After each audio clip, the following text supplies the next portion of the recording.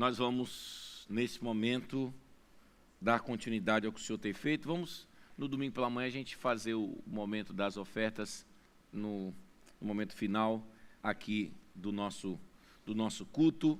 Você já abraçou alguma pessoa? Irmã Patrícia estava ali, aí eu falei assim, deixa eu abraçar para ela não ficar sozinha, tentando abraçar alguém. Mas pegue sua Bíblia, se você puder, você que está mais nos cantos, se você puder vir mais aqui para o centro, seria muito interessante para a gente poder ter esse contato melhor com vocês, aqui nesse nosso culto do ensino.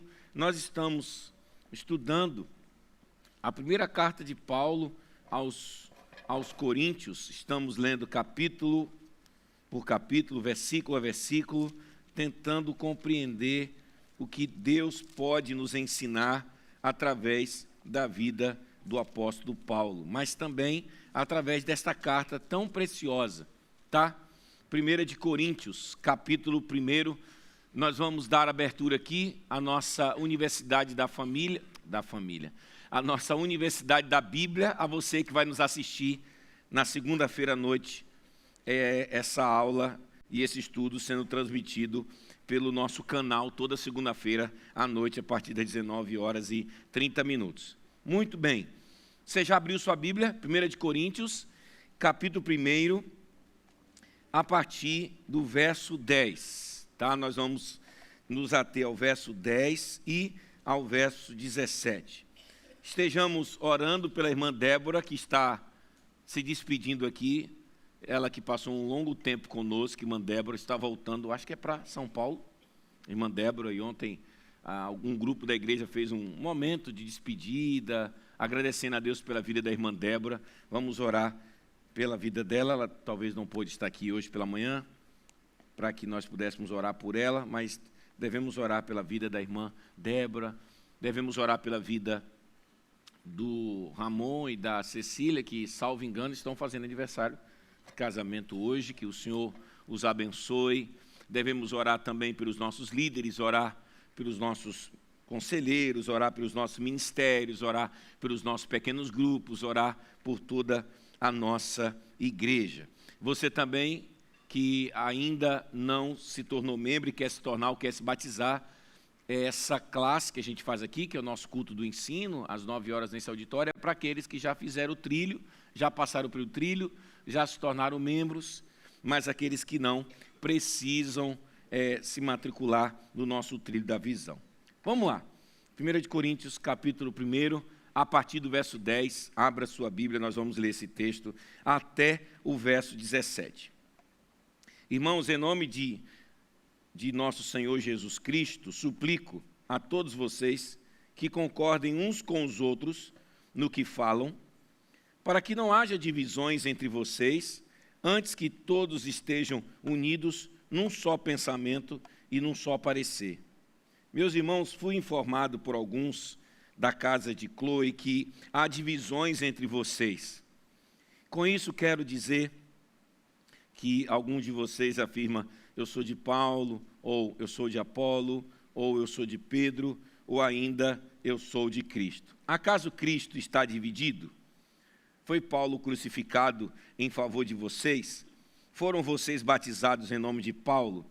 Dou graças a Deus por não ter batizado nenhum de vocês, exceto Crispo e Gaio, de modo que ninguém pode dizer que foi batizado em meu nome.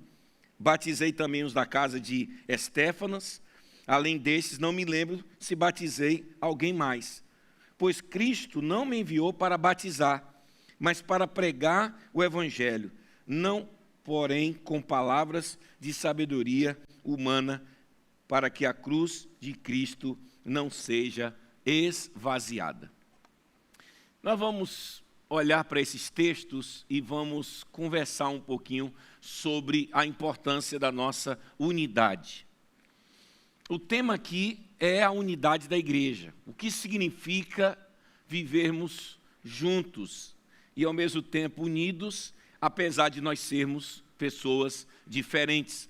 Então, Paulo ele vai exortar, dizendo em nome do Senhor, para que vocês falem a mesma coisa e que não haja cismas. Cismas é a palavra que a gente usa no português, mas é a mesma palavra na língua grega. Cismas significam rupturas, separações, divisões, fragmentações. E Paulo ele está nos recomendando que a gente precisaria ter uma unidade de pensamento, uma unidade no falar, uma unidade naquilo que cada um aqui afirma como verdade. Mas o mais interessante é que Paulo, em nenhum momento ele está dizendo que a gente é obrigado a pensar de forma concorde ou de forma uníssona ou de forma que nós consigamos concordar em todas as coisas. Pelo contrário, Paulo está dizendo que sobre as coisas mais importantes a gente precisa ter unidade. Mas a gente pode realmente pensar diferente sobre as coisas secundárias, as coisas periféricas. Paulo vai exatamente falar sobre coisas que não tocam nos pontos principais da fé cristã.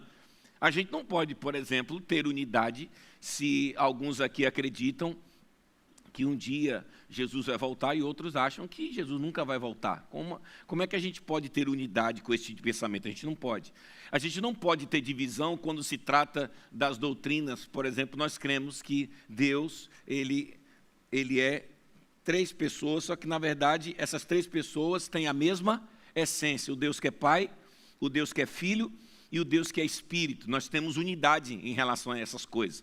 A gente não pode, por exemplo, concordar que entre nós tem alguém que acredite que o Espírito Santo ele é uma simples força, como, por exemplo, os testemunhos de Jeová dizem que o Espírito Santo é uma força, não é uma pessoa. Nós acreditamos que o Espírito Santo é uma pessoa, porque é a mesma pessoa do Pai, do Filho e do Espírito Santo. Por exemplo, a gente não pode ter unidade se nós descobrirmos que entre nós tem gente que acredita, por exemplo, que Jesus não é Deus. Jesus é tipo uma pessoa como Buda, que passou por essa terra, um profeta, uma pessoa de uma alma elevada, de um espírito iluminado, e que talvez seja comparado com qualquer outra pessoa iluminada que passou por essa terra. Não, para nós Jesus é Deus. Então, sobre as coisas principais, sobre os temas centrais da fé cristã, a gente não pode pensar diferente. Todos nós precisamos falar a mesma coisa. Só que sobre algumas outras coisas, a gente não precisa falar a mesma coisa, que são as coisas que não alteram a essência, o DNA da nossa fé cristã. E para a gente compreender mais ainda, a gente já leu o texto, nós vamos pegar essas afirmações de Paulo e vamos didaticamente compreender, versículo a versículo, o que é que Paulo está tentando nos ensinar sobre unidade. Primeiro, eu quero destacar a ideia da comunidade dividida. A comunidade de Corinto, a igreja de Corinto, estava dividida. Nela circulavam senhas partidárias. Formavam-se grupos em torno de certas autoridades, entre elas o próprio apóstolo Paulo. Vejam o verso 12, por favor, de olho na Bíblia, versículo de número 12, a Bíblia diz assim: com isto quero dizer que alguns de vocês afirmam, eu sou de Paulo. Ah, não, eu sou de Apolo. Não, eu sou de Pedro. Não, eu sou de Cristo. Não, eu sou da June. Não, eu sou do Ramon. Não, eu sou do Chico. Não, eu sou da Lívia.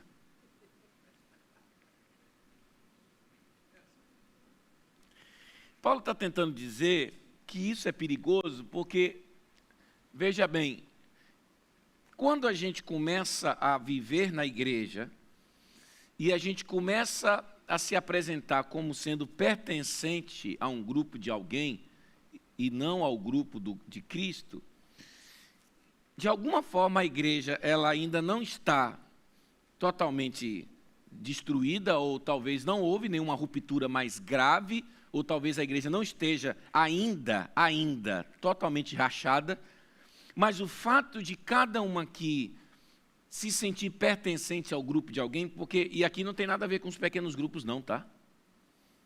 Porque não é sobre isso que Paulo está falando. Mesmo assim, a gente tem que ter cuidado, porque se a pessoa, por exemplo, ela diz assim, não, eu pertenço ao grupo pequeno do Gabriel, e quando ela diz isso, parece que tudo que ela faz só faria se o grupo de Gabriel fizesse, isso já é sinal de que nós não estamos tão unidos. Porque Paulo está tentando nos dizer que da casa de Cloe, verso 11, de olho na Bíblia, olha só, verso 11, Paulo vai dizer: meus irmãos, fui informado por alguns da casa de Cloe que há divisões entre vocês. Paulo recebe essa informação.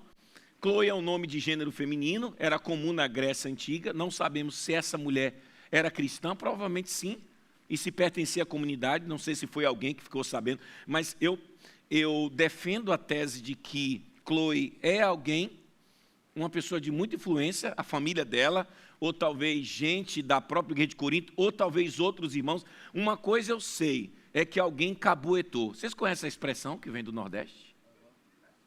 Alguém teve a coragem de dizer que tinha algo acontecendo dentro da igreja que não estava legal.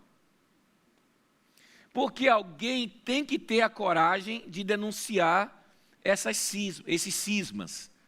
Alguém que tem que ter a coragem de dizer assim: olha, pastor, eu estou sentindo que esse grupo aqui está construindo alguma caminhada paralela. Esse ministério aqui, ele não tem se unido ao que Deus está fazendo de forma coletiva aqui na nossa igreja. Pastor, eu sinto que esse grupo de irmãos aqui, ou essa faixa etária, ou esse pequeno grupo, não sei, pastor, tem alguma coisa. E quantas vezes eu já fui surpreendido quando alguém me compartilhou algum tipo de informação desse tipo aqui sobre nós, e quantas vezes eu ficava sempre ingenuamente achando que não era verdade. Mas com o passar do tempo a gente vai ficando mais velho, vai ficando mais maduro do ministério, e a gente vai aprendendo que onde tem fumaça, tem fogo. Principalmente quando a gente vê pessoas se isolando, pessoas que ficam muito de tititi num cantinho. Parece que elas sempre estão ali naquele cantinho, conversando sobre o quê, sobre quem, a gente nunca sabe. Mas esses movimentos, pelo menos durante essa minha jornada como pastor, me convenceram de que, na verdade, a gente precisa ter muito cuidado com isso. Por quê? Porque, às vezes, até movidos por boas intenções, a gente pode fazer com que a igreja se divida? Pode. Porque, às vezes, a gente ainda não entendeu o quanto a nossa unidade é ela que nos sustenta. Então, a gente precisa ter uma visão maior da igreja. A gente nunca pode pensar a igreja a partir dos nossos próprios interesses ou a partir daquilo que eu acho que tem que ser, entende? Quando você particulariza demais a percepção que você tem da igreja e você não entende a igreja a partir de um ângulo muito mais amplo, geralmente você é convidado e é seduzido a montar esses tipos de grupos na igreja. E Paulo está dizendo que alguém tem que denunciar isso, porque da casa de Cloe alguém disse: Paulo, tem gente aí formando grupos e gente de sua casa. O texto diz que, portanto, familiares ou alguém do serviço, alguém notificou. Alguém disse: Paulo, abre os olhos. A igreja está dividida. Jesus vai dizer que o quê? Quê? Nenhuma casa dividida subsistirá. Nenhuma, gente. A questão da unidade é uma coisa tão séria que, por mais que a gente pense que seja um assunto assim muito simples, mas o que quebra a gente é a nossa falta de unidade. E é aí que eu quero sustentar a tese. Paulo não está dizendo que sobre tudo nós temos que concordar. Paulo não está dizendo. Não é sobre isso que ele está falando. O que ele está dizendo é: podemos sim ter nossas expectativas diferentes, podemos sim, talvez, ter também, quem sabe, até algum tipo de visão diferente, podemos. Não sobre aquilo que nos une.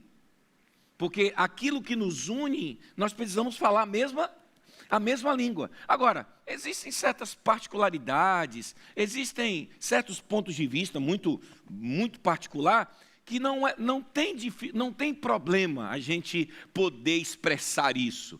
A questão é até que ponto isso está formando alguma célula cancerígena dentro do corpo de Cristo.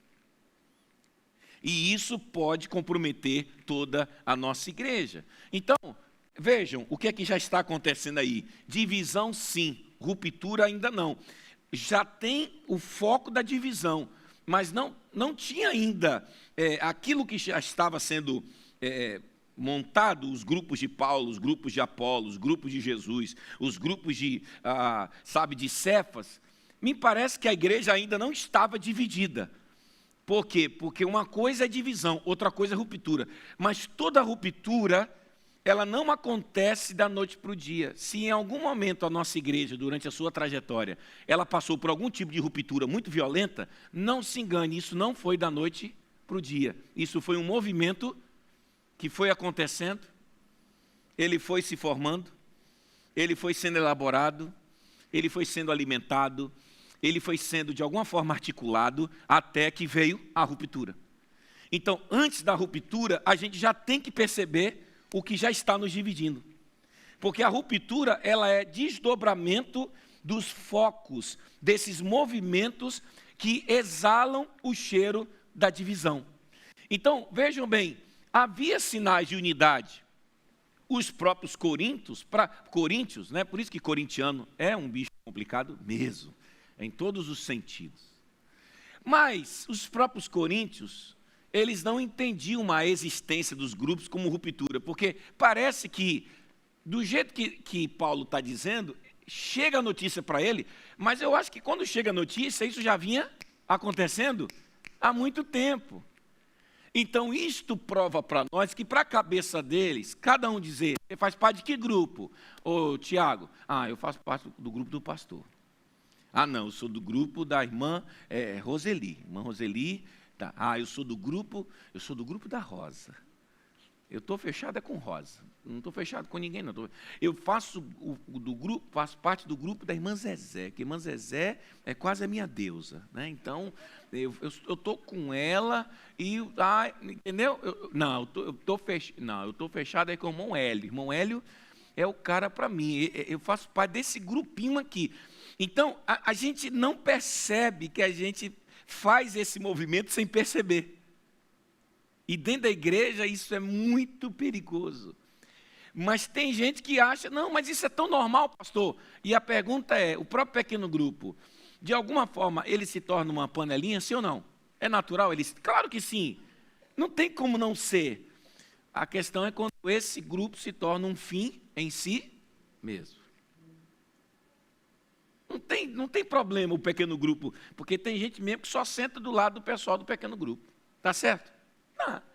Tem gente que quando vai viajar, ontem mesmo eu fiquei sabendo que teve um pequeno grupo que viajou para um lugar lindíssimo, para a casa de um dos membros, assim, um lugar belíssimo. A única coisa que eu senti, como expressão de raiva, é porque não me convidaram. Então, eu vou convidar esse pequeno grupo a uma conversa no meu gabinete, porque é que não me convidaram.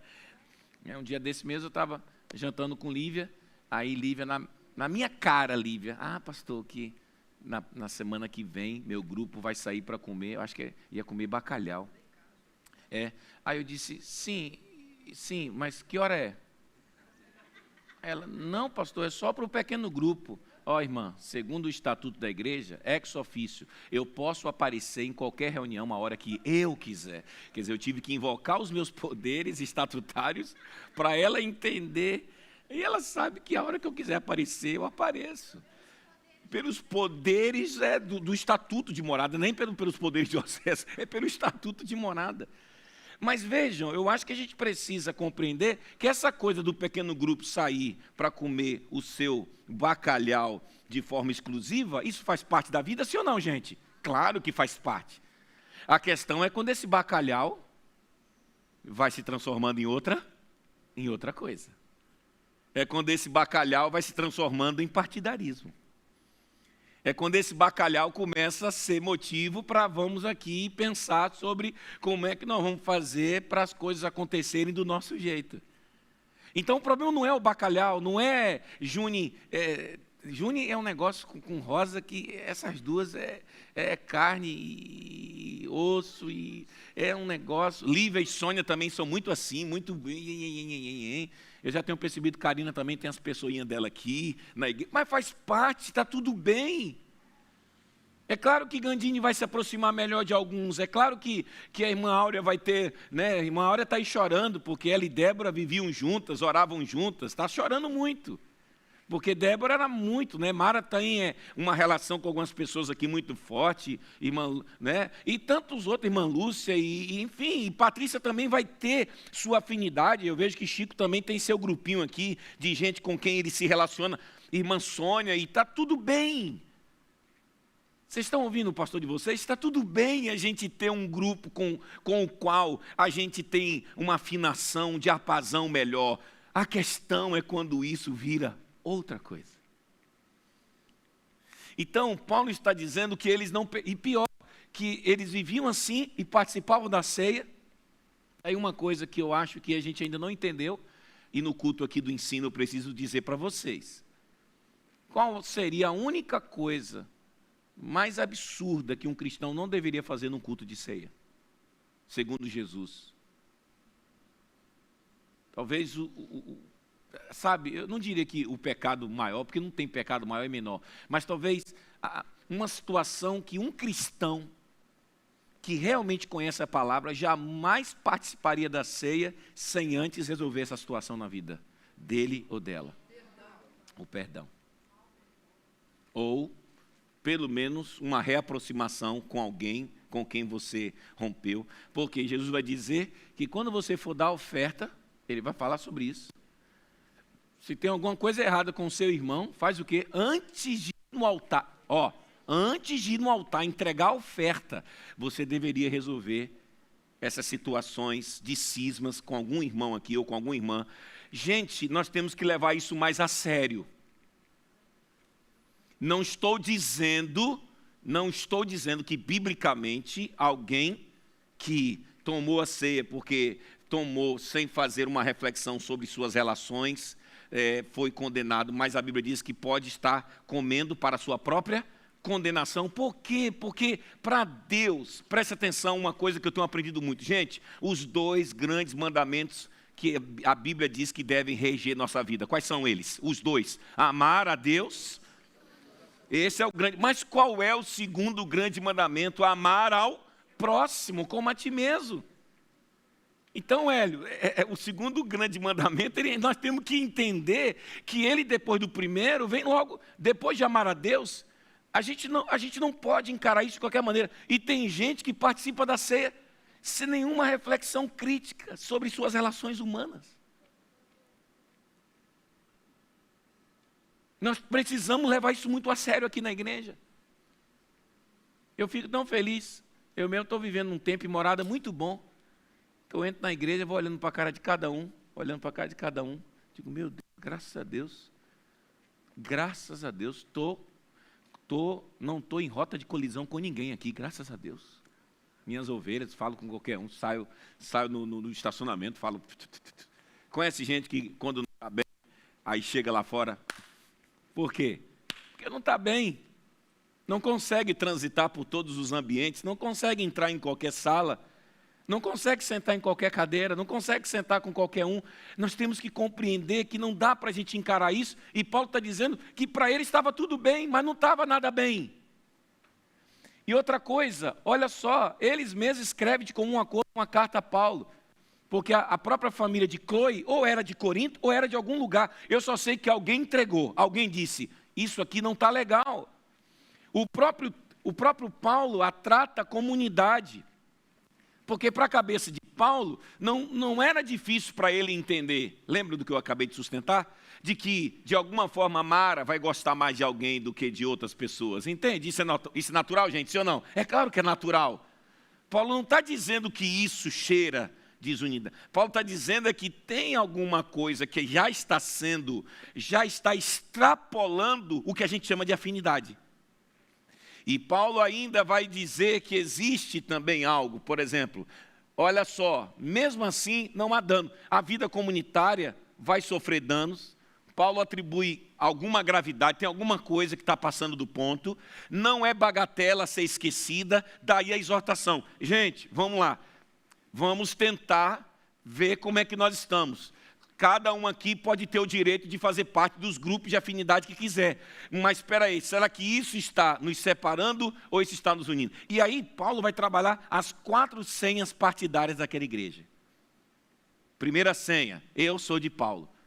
Paulo foi o missionário fundador de Corinto. Sua atuação em Corinto até explica o fato de alguns serem mais caídos para o lado dele. Porque Paulo foi, por exemplo, geralmente as pessoas que fundaram a igreja são pessoas que acabam exercendo uma influência muito grande sobre os membros da igreja, senão, né?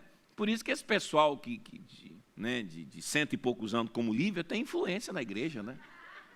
Porque veio de outras, chegou aqui antes de todos nós, de alguma forma conhece muito a história.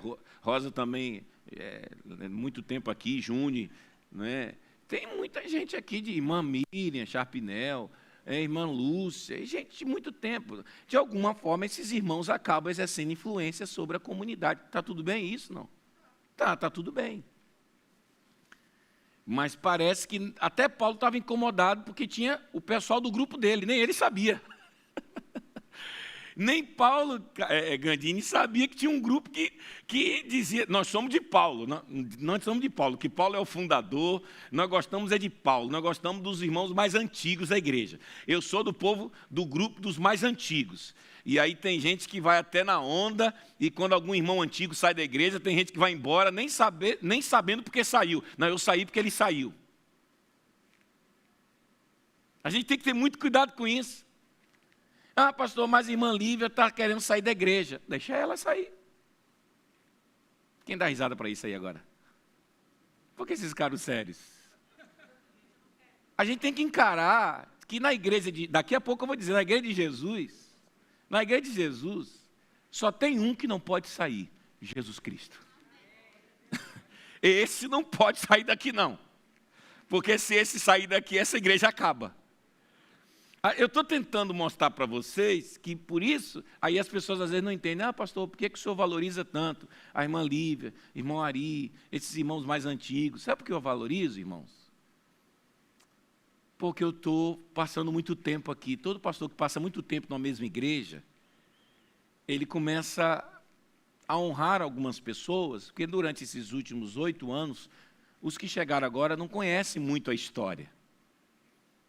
Mas muitas coisas já aconteceram aqui. Muitos momentos de alegria também, mas muitos momentos de tensão, de suspeita, de choro, de tristeza, de traições, muitos momentos assim.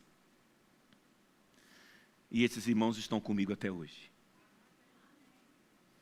Então, como é que eu não honro pessoas que chegaram antes de mim, sofreram porque algumas pessoas importantes saíram daqui, irmãos que eu encontrei aqui, irmã Rosa, irmã Lúcia, a Mara, a Lívia, a Zezé, pessoas que eu encontrei aqui, gente que já estava aqui antes de mim, a Cíntia, pastor Jetson, e estão comigo até hoje, e muitas ondas já passaram, e eles tomaram a decisão de que deveriam permanecer, porque acreditam no que Deus está fazendo aqui. Júnior chegou antes de mim, e eu honro esses irmãos. Sabe por que eu honro a vida deles?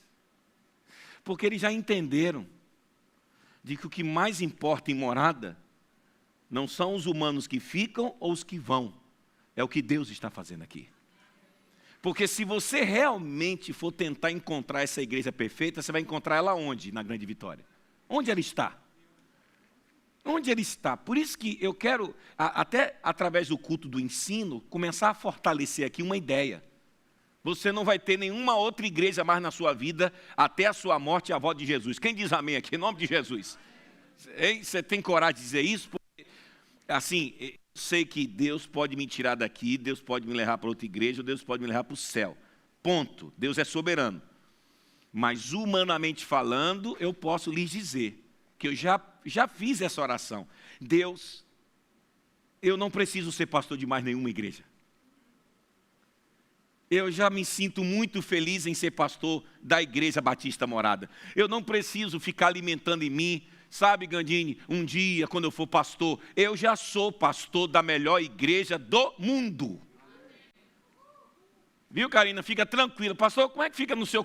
Eu já sou. Ó, as minhas ovelhas aqui, ó, maravilhosas. Chegaram aqui, olha, tudo gente boa, essas minas, tudo gente boa aqui, aquelas minas ali, aquelas três morenas maravilhosas ali, sabe, irmã Zezé, irmã Gilmar, irmã Giovana que chegou, esse pessoal todo que foi chegando, sabe, Tiago, irmã Eliane, tanta gente, a Juliana, a Patrícia, tanta gente foi chegando, a Rose, a Sônia, e tanta gente mais, irmã Áurea, tantas pessoas maravilhosas, que pastor Luiz, eu sou feliz de ser pastor de vocês, e vou lhe recomendar que você passe o resto da sua vida aqui. As pesquisas provam que poucos crentes têm, Rosa, poucos crentes no Brasil têm mais de 5 anos numa mesma igreja. Quantos anos já aqui, Rosa? Quantos anos? 20 anos? Como é que eu não arrumo uma irmã dessa? Ah, pastor, mas Rosa é complicada, viu, pastor? O senhor não conhece uma Rosa não, viu? Ué, e tem alguém aqui que não é, gente? E tem alguém aqui, gente, que não tem seus problemas? E tem alguém aqui, ah, pastor, a irmã Zezé tem umas coisinhas, mas tem alguém aqui que não tem suas coisinhas? Ah, pastor, se o senhor conhecesse direito a irmã Lívia, e tem gente que não tem. Gente, vamos parar com isso. Somos diferentes? Somos sim. Mas essa coisa desse trânsito religioso, muita gente que muda de igreja, como muda de barbeiro, como muda de outras coisas, igreja, aliás, ah, pastor, e aí deixa eu dar uma palavra aqui para as minhas ovelhas que vieram de outras igrejas. Ô pastor, quando o senhor fala isso, aí começa a passar um filme, né? Cuidado com o que eu estou falando. É que também Deus sabe o porquê, entende? O que foi que aconteceu para vocês hoje serem minhas ovelhas. Está tudo bem, mas também não é para sair mais daqui, ok? Os que vieram para cá, entendeu? Porque, minha filha, igreja, assim, são pessoas. Então os desafios são os mesmos, as dificuldades são as mesmas, não é, Lívia? As tensões são as mesmas. Às vezes os defeitos são os mesmos, mas nós somos igreja. Fala para quem está em morada, você não sai daqui mais nunca. Fala para quem está aí, você não sai daqui mais nunca. Nunca mais. Diga para quem está ao seu lado, daqui é a sua última igreja. Fala aí. Agora fala aí uma coisa que é meio negativa, mas você vai morrer, você vai ser enterrado aqui, nessa igreja. Fala aí. Seu caixão vai sair daqui, viu, irmã Rosa? Daqui. Ah, não vai, minha filha. Se mudar de marido toda hora, a gente não fica com ninguém. Mudar de mulher toda hora, não é isso, igreja é a mesma coisa. Vamos resolver o que a gente tem que resolver aqui entre nós. Vamos lá. Vamos tentar lutar uns pelos outros aqui. Vamos lá, quem diz amém para isso? Vamos tentar lutar uns pelos outros. Vamos tentar resolver nossas diferenças aqui com coragem, com alegria. Vamos lá. Mais uns são de Paulo. Pergunta para quem está do seu lado. Você é de quem? Pergunta aí, você é de quem? Aí, você é do grupo de quem? Você? Cuidado com o grupo de Jesus que vai aparecer aqui também, viu, Mara? Você é do grupo de quem, hein? Com quem mais você? Minha mulher disse de Jesus, pensei que era falar do Oséias, falou de... Eu sou de Cefas. Gente, sabe o que é? Gandini e Karina, vocês são muito curiosos no negócio da Bíblia. Essa parte aqui, aparece na Bíblia de vocês o nome Cefas? Olha no texto, aparece? Cefas era o nome de quem? O nome de quem? De Pedro. De Pedro. Gente, não tem como. Me mostre no livro de Atos que Pedro visitou Corinto. Nunca visitou Corinto. Tinha gente que era do grupo de um cara que nunca frequentou a igreja. Você conhece gente assim, que inventa uma forma de dizer, eu sou do grupo do irmão Antônio. E o irmão Antônio, não, nunca foi membro daqui não, mas eu sou do grupo dele. Gente, sério. Ô Zezé, eles estavam dizendo que era do grupo de Cefas, Lívia. Cefas é o nome de Pedro. Pedro não tem comprovação bíblica que Pedro passou por Corinto, Mara. Como é que alguém fez um grupo de um cara que nunca... Dizer que eu sou do grupo de Paulo... Faz sentido, sim ou não? Sim, não. Porque Paulo era o quê? O fundador. E tem gente que é do grupo dos fundadores da igreja. Isso faz parte dos mais velhos da igreja. Faz parte. Mas do grupo de Cefas. Outros eram no grupo de Apolo. Faz sentido? Faz sentido. Porque Apolo era um grande pregador da palavra, um homem muito eloquente, segundo a Bíblia. Ele atuou em Corinto, compreensível. Agora, qual é o pior grupo? Dos 4, qual é o pior grupo? Eu sou de Paulo, uns diziam, eu sou de Cefas, outros diziam, eu sou de Apolo, e outros diziam, eu sou de Cristo. Qual é o pior? O de Cefas é o pior? Vamos lá, escola bíblica, culto de ensino. Quando você olha assim, a sua intuição diz o quê? Oi? O melhor seria o de Cristo? Será? Como é que alguém é do grupo de Cristo? Esse é o mais incoerente, não. Porque Cristo tem um grupo partidário. Mas é isso, mas Paulo está botando todo mundo no mesmo pacote. Esses que estão no de Cristo estão sendo criticados por Paulo também, sim ou não? Estão, porque ele coloca na lista. Olha para a Bíblia, olha para o texto. Isso é uma questão de interpretação mesmo do texto. Paulo não diz, gente, como é que pode? Tem um pessoal que é do grupo de Paulo, que é do grupo de Cefas, um cara que nem passou por aqui, é do grupo de Apolo, ainda bem que tem um pessoal do grupo de Cristo. Não, Paulo diz que há divisões entre vós. Chegou uma notícia de que no meio de vocês estão alimentando um espírito de cisma, de ruptura, porque tem um grupo de Paulo, tem um grupo de Apolo, tem um grupo de Cefas e tem um grupo de Cristo. Parece que esses do de Cristo são bonitinhos, mas eu vou explicar que, na verdade, eles estão com o mesmo tipo de espírito de ruptura. Diga para quem está ao seu lado, cuidado com aqueles que parecem ser mais crentes. Fala para quem está ao seu lado, viu? Às vezes são os que mais estão provocando divisão na igreja. Os que mais parecem ser os mais santos. Os que parecem que são... Porque, vejam, eu estava testando vocês. Todo mundo, assim, do ponto de vista muito rápido, você já pensa o quê? Que o melhor é o grupo de... Está vendo? Somente. Será mesmo? Porque para Paulo não. Porque na igreja não tem grupo de ninguém. Fala, Mara. Isso, Mara. Mara, a forma como eles estavam olhando para os outros tinha a mesma, o mesmo sentimento de divisão, Mara, que estava nos outros grupos. E pronto, Mara, você acabou de explicar de forma muito inteligente. Não adianta ser do grupo de Cristo, Mara, se eu também olho para o outro como se fosse um adversário. Porque o problema de partidarismo é que o outro é sempre meu adversário. O outro não é meu irmão. Eu não olho para a igreja como uma irmandade. Eu não olho para o outro pequeno grupo como parte de um todo. Eu olho para o outro pequeno grupo como se fosse alguma coisa com o qual eu estou competindo. Por que às vezes na igreja os ministérios não se dão bem? Porque parece que tem um ministério competindo com outro. E aí a pessoa não entende que nós não estamos aqui. O Juad não está competindo com ninguém. O Juad faz parte do todo. Do que Deus está fazendo. O Conexão não está competindo com ninguém. O Conexão é um movimento de Deus para salvar gente. O ministério de intercessão, o ministério de recepção, os pequenos grupos. A gente tem que ter muito cuidado com o grupo de Cristo. Porque eles também têm o espírito partidário. Porque partido. Partido. Não é o todo, é o partido. Vocês entendem o que eu estou falando? Faz parte do que eu estou falando? Caio, o microfone aqui, Caio, se pudesse rodar aqui, porque eu estou gostando do que eles estão falando, muito interessante.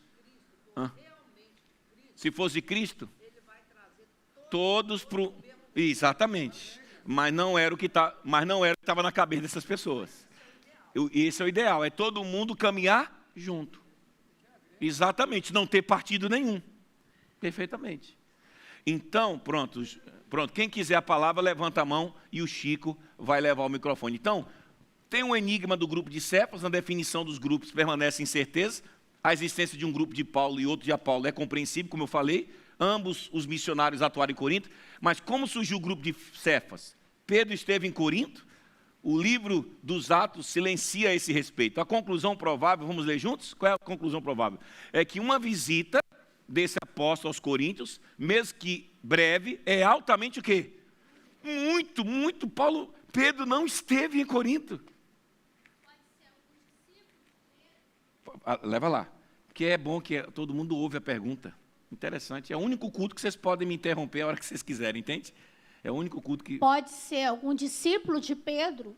Pode ter sido alguém que, de repente, tinha um sentimento diferente por Pedro, ou conheceu Pedro, porque Pedro era um apóstolo muito importante. Talvez, pode ter sido isso. Mas você entende que é uma coisa que é uma hipótese que para você transformar ela em tese é muito difícil. Entende? Porque Pedro ter ido a Corinto, quem faz as viagens missionárias é o Paulo, não é o Pedro. Pedro está muito... Onde? Onde é que Pedro está localizado? Por isso que essa ideia da Igreja Católica falar que Pedro é o primeiro Papa é forçação de barra, é forçar a amizade. Porque dizer que Pedro se alojou em Roma, muito difícil. Pedro ficava preso onde? Onde Pedro, a igreja de Pedro? Em Jerusalém. Exatamente. Pedro tem dificuldade de entender o ministério de Paulo, por quê? Porque ele era o cara em Jerusalém. Paulo não era um pastor local, Paulo era um pastor internacional.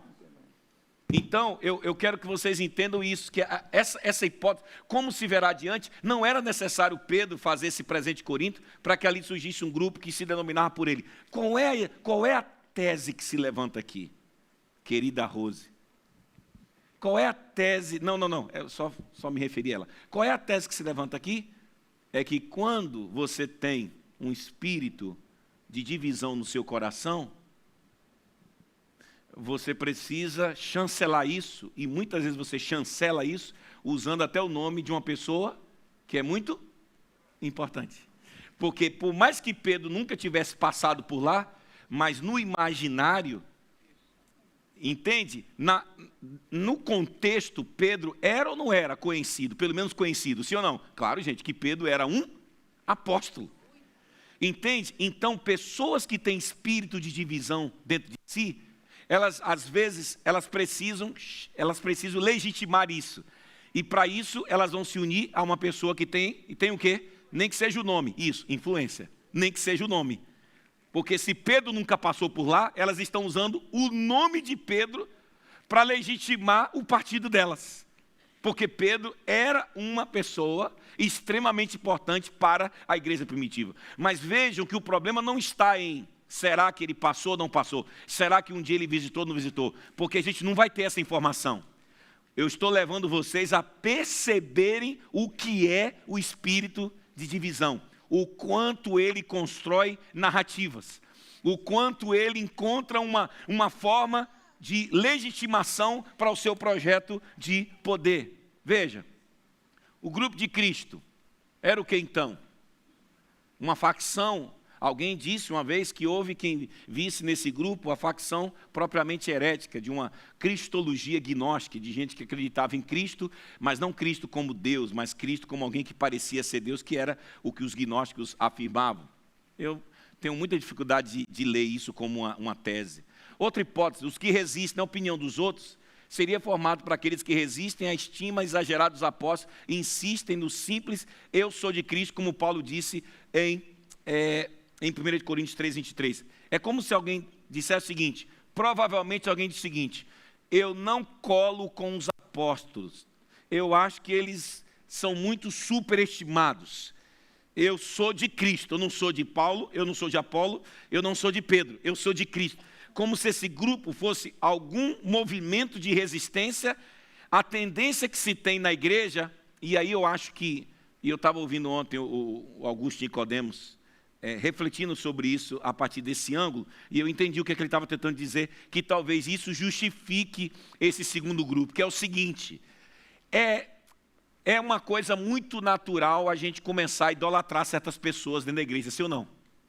Isso faz parte, sim ou não? Às vezes, idolatrar é uma palavra forte, não é forte. Vamos usar o quê? Gostar é fraca, para o que está sendo dito aqui. Admirar ainda é fraco para o que está sendo dito aqui. Porque às vezes você admira, mas você chegaria a se jogar da ponte por essa pessoa? Você chegaria por exemplo, Karina, de tanto que você admira, aí ela vem e começa a inventar uma coisa aqui para justificar os interesses dela, e você compra aquilo cegamente, você não avalia nada, você não faz nenhuma... Entende? Então, minha filha, a admiração ainda é pouco para isso aqui. Eu acho que isso aqui... Mas eu acho que talvez admiração, né? seja uma palavra, talvez. Será que é isso? Uma admiração muito forte levaria alguém até acriticamente a seguir alguém? Hein? Sim. Fidelidade pode ser. É tão fiel, não é? O fanatismo faz isso, né? A gente que é flamenguista, a gente sabe disso, né? Porque, é sério, porque o fanatismo leva a gente a esse lugar de, quer dizer, o Flamengo está lá, e aí, às vezes, e aqui para nós, e a gente é flamenguista, a gente sabe, às vezes o Flamengo ele usa toda a estrutura de poder. O Flamengo é um time muito poderoso. Aqui eu não estou diminuindo os outros, não. Eu estou falando de uma estrutura de poder. O Flamengo é um time hoje muito rico. E quem tem dinheiro na mão, no Brasil, tem poder, muito poder. Então a gente sabe que é um time que movimenta coisas que a gente entende que está acontecendo. Então, o que eu estou tentando dizer para vocês é que, às vezes, o fanatismo leva você a você fecha os olhos para tudo aquilo que parece que mancha o objeto de admiração. Esse objeto que te encanta, que te seduz, que te fascina. O que eu estou tentando dizer é que a gente precisa ter muito cuidado, porque por causa dessa tendência nossa de admirarmos demais, vou pegar agora todas as palavras de vocês que eu acho que fizeram mais sentido, de tanto que você é fiel a essa pessoa, você não para compreender que independentemente se ela é ou não é uma pessoa tão extraordinária, você precisa fazer uma pergunta: as atitudes dela, o que ela está ensinando, o que ela está propondo para você, o que ela entende, o que ela transmite de valor para você, isso tudo passa pelo crivo de quem? Quem é o parâmetro? Jesus Cristo. Então, diga, Lúcia, pode falar, querida. Irmã Lúcia.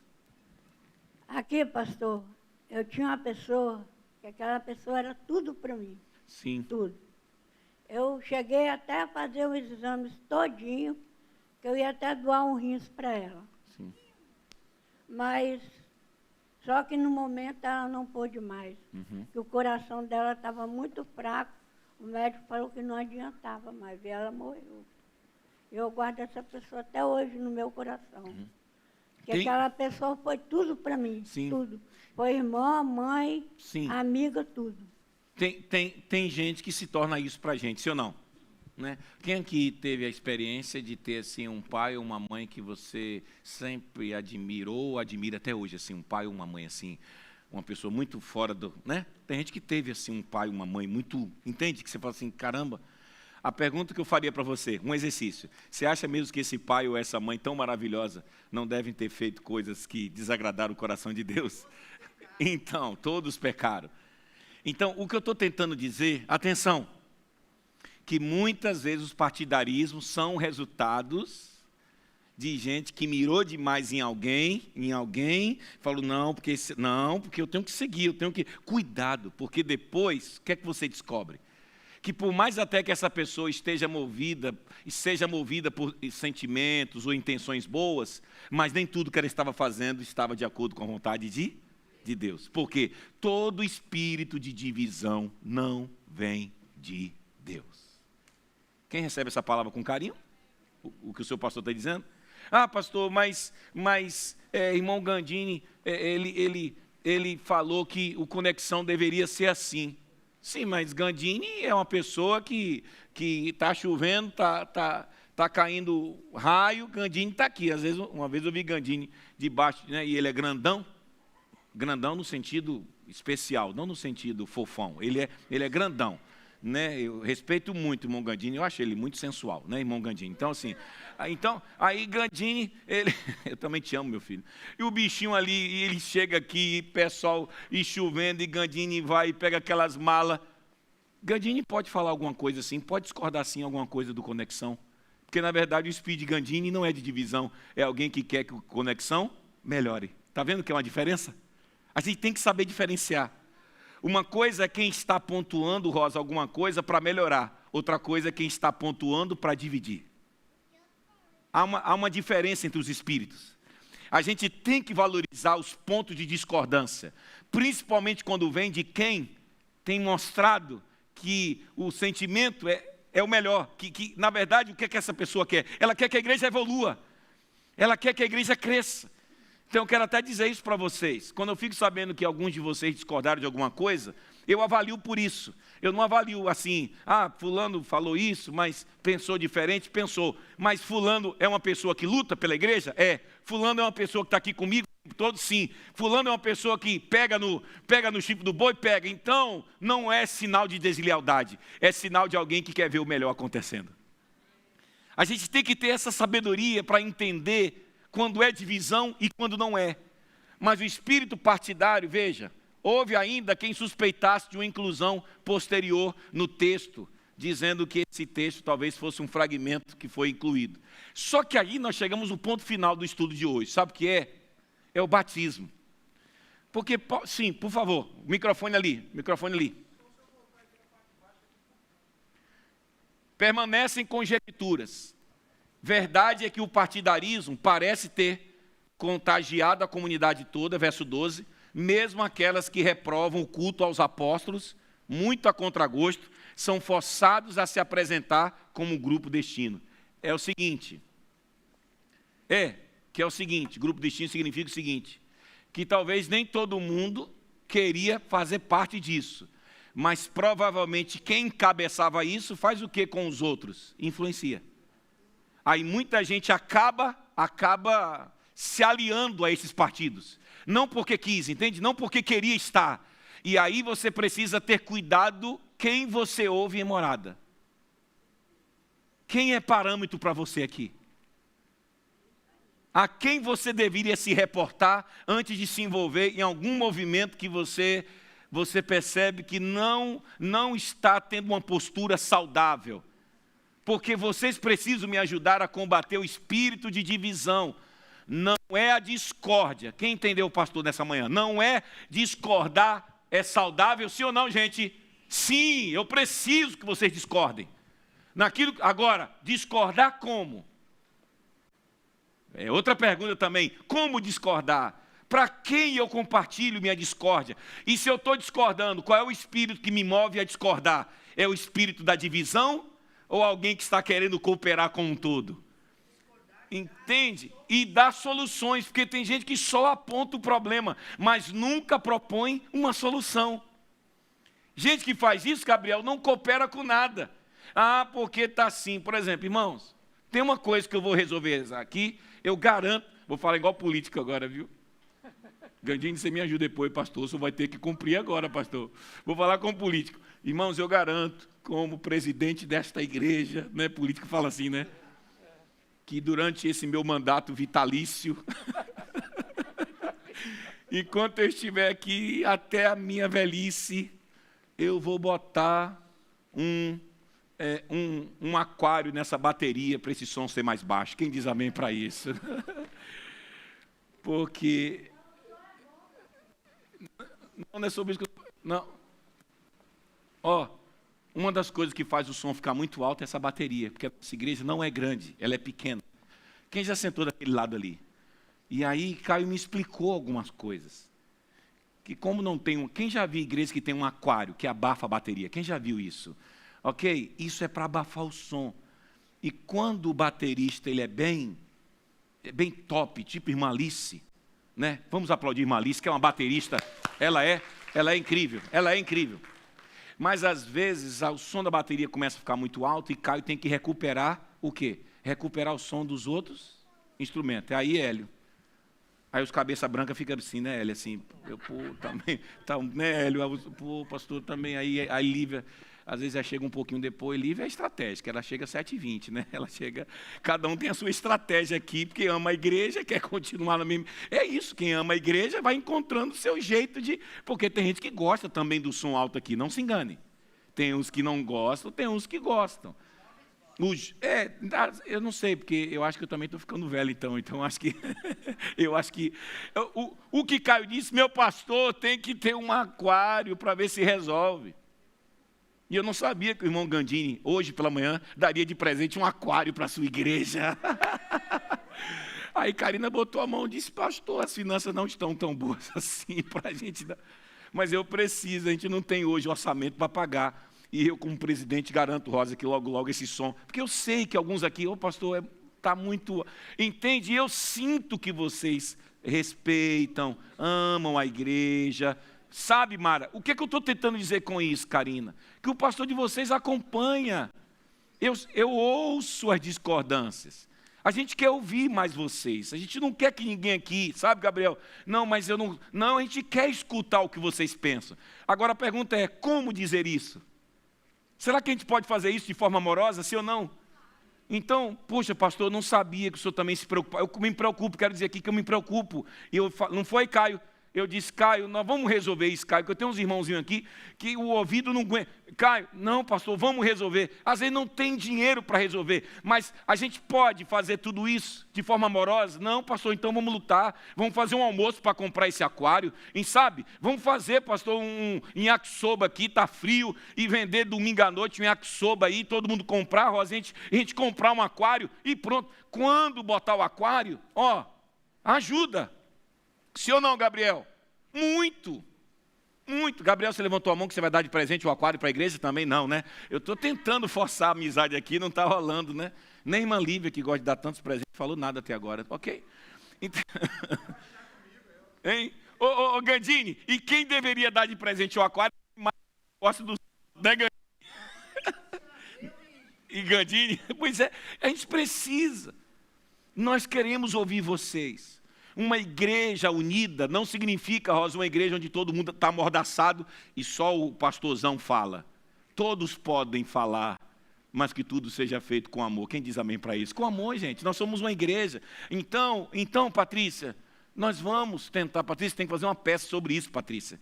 Como é que pessoas diferentes podem viver juntas sem ninguém se agredir, sem ninguém lutar contra ninguém, sem ninguém estar forçando a barra contra ninguém. Como é que a gente pode, Patrícia, numa peça, transmitir isso? É possível.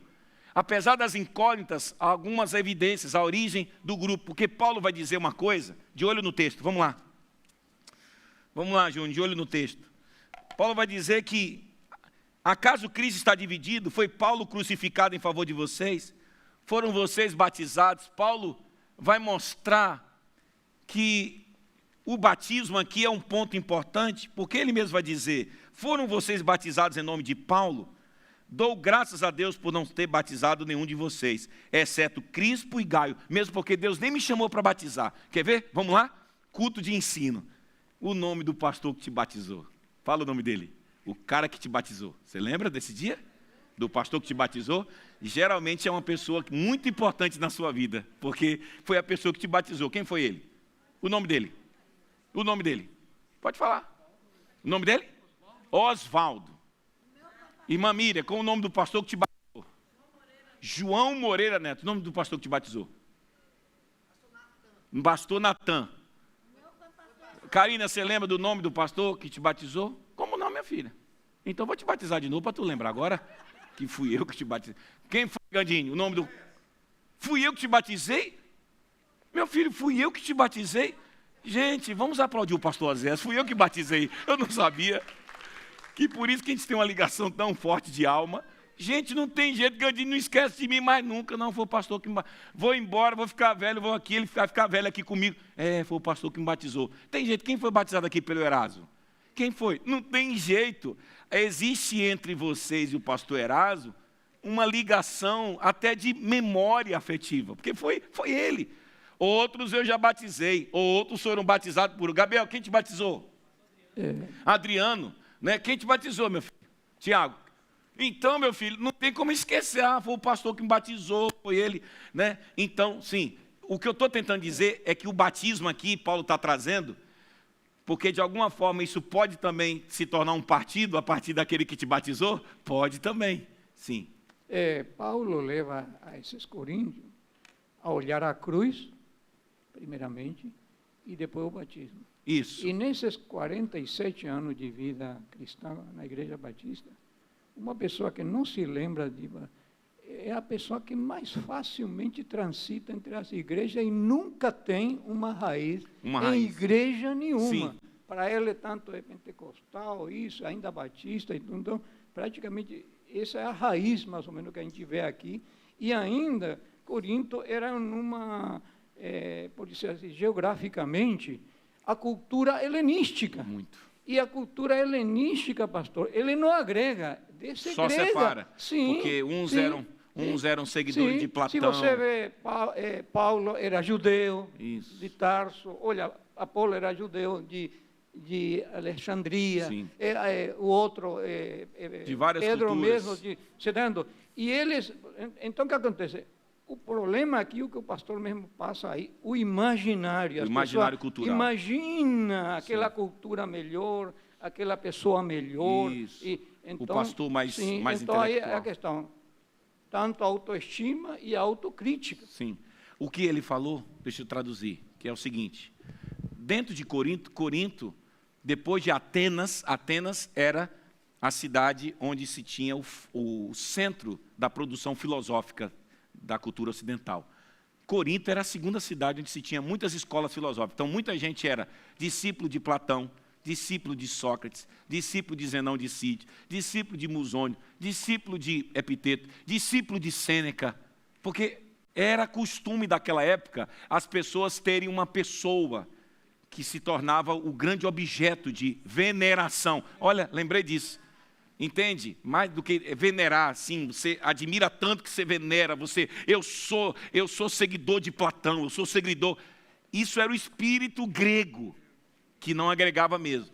Só que o pastor acaba de dizer uma coisa importante, mais importante que o seu batismo, é a cruz.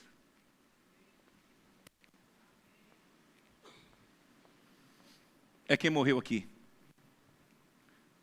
Passou meu tempo, envelheci, pastor Zé se aposentou. Essa geração toda que entrou, Gandini, essa geração toda que entrou, que eu batizei, quando eu não estiver mais aqui, Gandini, permanecer. Vou preparar vocês para quando chegar a minha hora. Porque até isso eu tenho que ensinar, sabe por quê? O que permanece é a cruz. É a cruz que permanece.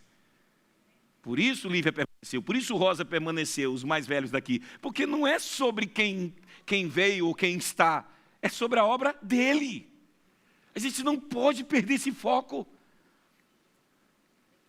Tem que amar a igreja muito além, muito além, muito além das pessoas que passam, ou que ficam, ou que vão. Então a cruz é o que mais importa, e Paulo está dizendo que há uma concepção falsa do batismo, exatamente isso. Como se o batismo fosse, como se fosse uma ideia de filiação. Mas eu fui batizado pelo pastor Zé, como é que eu vou ficar aqui? Não vou aceitar ser mais ovelha de nenhum outro pastor, ou não vou... Não. Nós temos que construir uma ideia diferente sobre o batismo. Nós somos batizados em nome de Cristo. Então, as linhas teológicas, os exegetas desde sempre tentaram identificar isso. No grupo de Pedro, a concentração era mais judaica, como o pastor disse. No grupo de Apolo, você tinha uma influência da filosofia helênica, alexandrina. Você tem muita coisa aqui envolvida, e o que é certo, os grupos representam, então, propostas excludentes de piedade, e isso causa muita divisão. Então, Paulo descobre na rivalidade um ataque frontal ao Evangelho. O Evangelho não pode ser resultado de algo do tipo assim, eu estou aqui para defender a causa de ciclano. Não, nós estamos aqui para defender a causa de Jesus. Quem diz amém para isso? Nós estamos aqui para defender a causa de Jesus. Não é a causa de ninguém. É por isso que o pessoal pergunta, tem como morada dar certo? Tem como alguma igreja dar errado? Não tem, porque toda igreja é de Jesus. A gente precisa, então, dizer a mesma coisa, é ter essa unidade. E Paulo faz o quê? 3 perguntas. Vamos fazer juntos? Estamos chegando ao fim? Vamos lá? Vamos ver essas perguntas. Está Cristo o quê? Dividido? Paulo está pensando em quem? Em Cristo. É o corpo, a igreja é o corpo de Cristo. Então, se cada um, Hélio, puxa para um lado, o corpo de Cristo, ele se dilacera.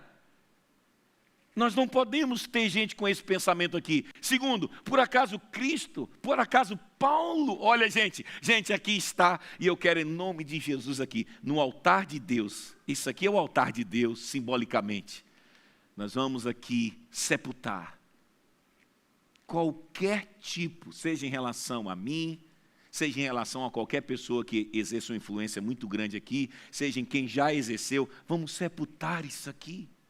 Porque Paulo está perguntando, porventura, Mara, acaso foi Paulo crucificado por vós? Paulo coloca o nome dele no chão.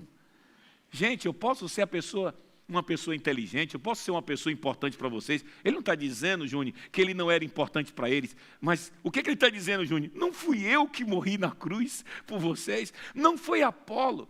Não foi o Oséias. Não foi a Lúcia. Não foi. Esta igreja está de pé por causa daquele que morreu na cruz. Jesus, foi Ele quem deu sua vida para a morada existir. Então, nós fazemos as coisas aqui por causa de quem? Nós somos movidos por quem? Nós vamos prestar contas a quem, Chico? Quem foi que morreu por nós? Quem foi que realmente se sacrificou por nós? Ah, pastor, mas as pessoas que se sacrificaram, pastor, se um dia, irmã Cíntia, esposa do pastor Jetson, que tanto doou, ofertou, dizimou, ah, pastor, essa coisa da gente honrar, ok, honrar é bíblico, sim ou não? Honrar as pessoas? Claro que sim, mas a gente não pode divinizar a Cíntia. A gente não pode idolatrar a Cíntia, venerar a ponto de, ai pastor, como pode? A irmã agora saiu da igreja. Sim, saiu porque? Não, porque achou que tinha que ser desse jeito, ela preferiu ir para... Ok, mas a gente não pode morrer por Cíntia, porque nós morremos por Cristo, porque por mais que Cristo tenha usado Cíntia para ser bênção e morada, mas não foi Cíntia que morreu por morada. Então, quem fica, amém? Quem vai, amém também, porque quem sustenta a morada é o Cristo que morreu por morada. Isso tem que ficar claro para vocês. Ah, o senhor não sofre não por algumas pessoas que eram daqui. Claro que eu sofro. A pessoa acha que eu não tenho um sentimento não. Claro que eu sinto. Puxa, fulano de tal era tão gente boa e tal. Mas quem está aqui é a última igreja da sua vida. Quem diz amém para isso? Se tu sair daqui, eu vou tirar uma foto com quem estava aqui nessa manhã. Porque se eu ficar sabendo que Gandini pastor Gandini, que de vez em quando chega essas palavras, ai, pastor, irmão, não sobre Gandini, ai, pastor, irmão Gandini e irmã Karina estão pensando em sair de morada. Aí hoje eu já estou naquela fase do pastor mais maduro, eu digo, estão pensando em sair? Olha, não sei o que está acontecendo. Aí tal... Mas aí as pessoas acham assim, qual é o seu sentimento nessa hora, pastor? É um sentimento assim, por quê? Por que a gente não pode resolver as coisas da melhor maneira possível? Então, o pano de fundo é que Paulo está dizendo que a diversidade é legítima, sim ou não, gente? A diversidade é legítima? É sim, enquanto estiver a serviço da mútua complementação dos membros. O antagonismo, ele é sim pernicioso. Então, somos batizados em nome de quem? Vamos, em nome de quem? Isso, agora vamos declarar isso. Nenhum apóstolo salva, nenhum pastor salva, nenhum líder salva. A segunda pergunta denuncia o contrassenso de um apego demasiado a autoridades humanas. Estas não possuem nenhuma força salvífica. A salvação está exclusivamente no Cristo crucificado. A salvação veio dele. O batismo só tem sentido porque foi ele quem morreu. Então o batismo ele é importante, sim, mas o símbolo do batismo não é mais importante que o símbolo da cruz. Eu volto a dizer uma coisa que eu sei que para muita gente parece uma cultura católica. Nós estamos no culto do ensino, eu estou doutrinando vocês. Todo crente tinha que ter uma cruz no peito. Todo crente tinha que andar com um colar com uma cruz. Porque a cruz é o grande símbolo do evangelho. Por quê? Todo mundo ouve de Jesus. Pegue a sua cruz.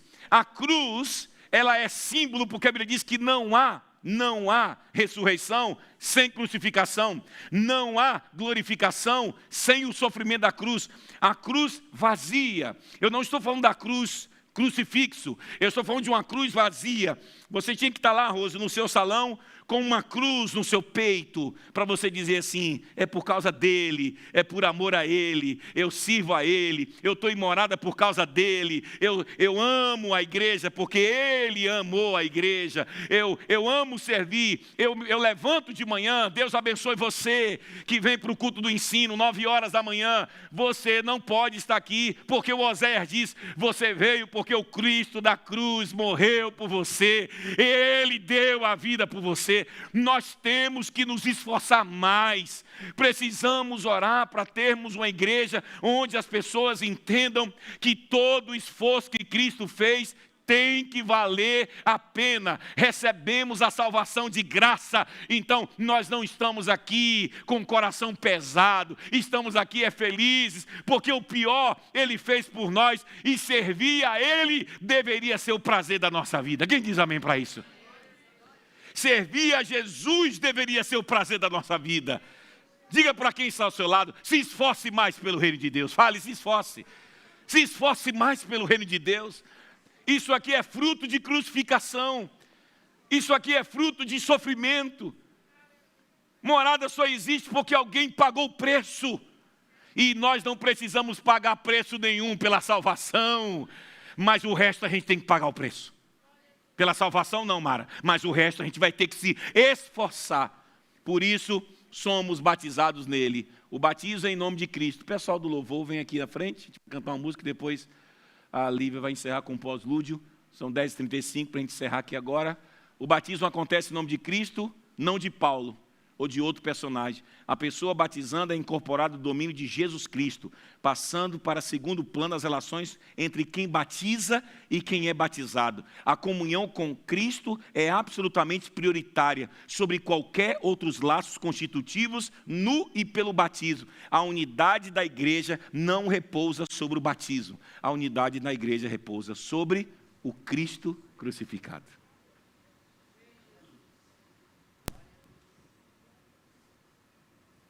Por que você vai ficar aqui? Por que você está aqui?